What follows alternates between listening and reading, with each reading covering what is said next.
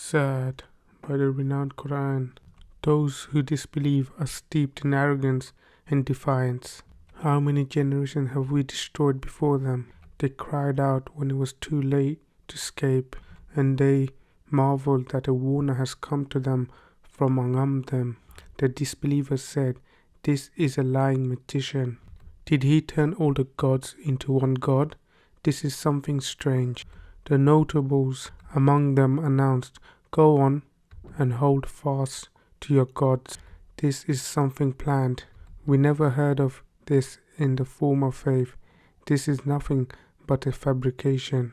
Was the message sent down to him out of all of us? In fact, they are doubtful of the warning. In fact, they have not yet tasted my punishment. Or do they possess the treasuries of the mercy of your Lord, the majestic, the giver? Or do they possess the sovereignty of the heavens and the earth and what is between them? Then let them ascend the ropes. An army of confederates will be defeated there.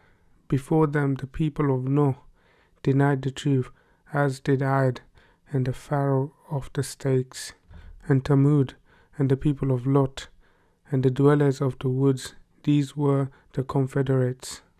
None of them but denied the messengers, so my retribution was deserved. These can accept only a single scream from which there is no recovery. And they say, "Our Lord, hasten your wrath upon us before the day of account." Be patient in the face of what they say, and mention our servant David, the resourceful. He was obedient.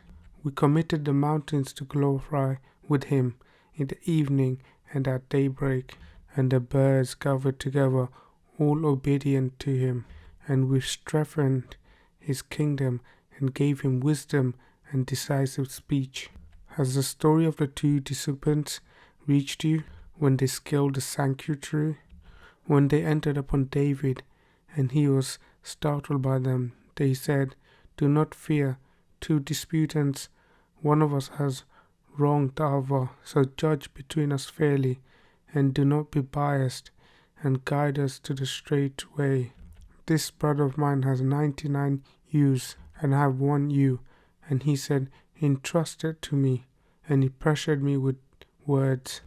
He said, "He has done you wrong by asking your ewes in addition to his ewes.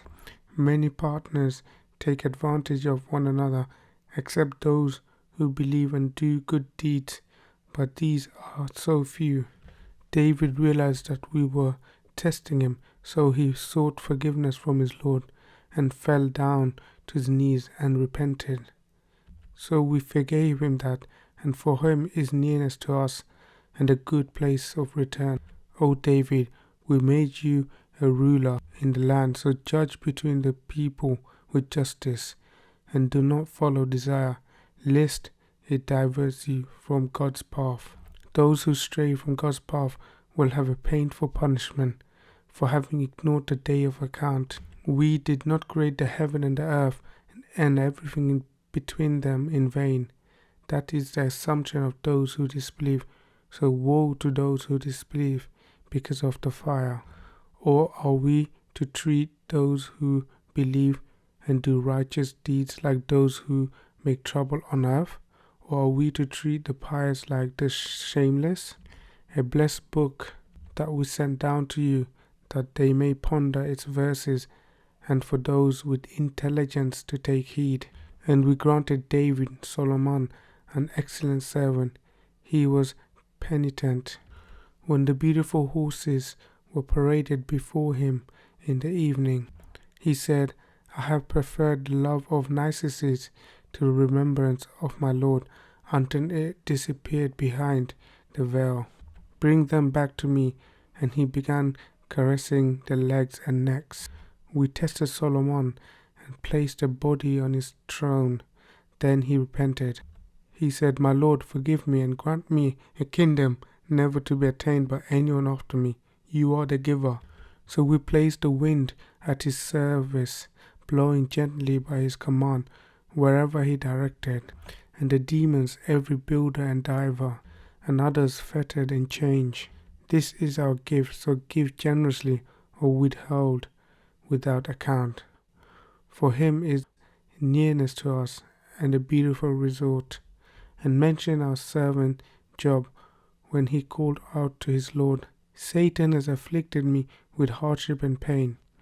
Stamp with your feet, here is cold water to wash with and to drink. And we restored his family for him, and the like with them as a mercy from us, and a lesson for those who possess insight. Take with your hand a bundle, and strike with it, and do not break your oath. We found him patient. What an excellent servant. He was obedient.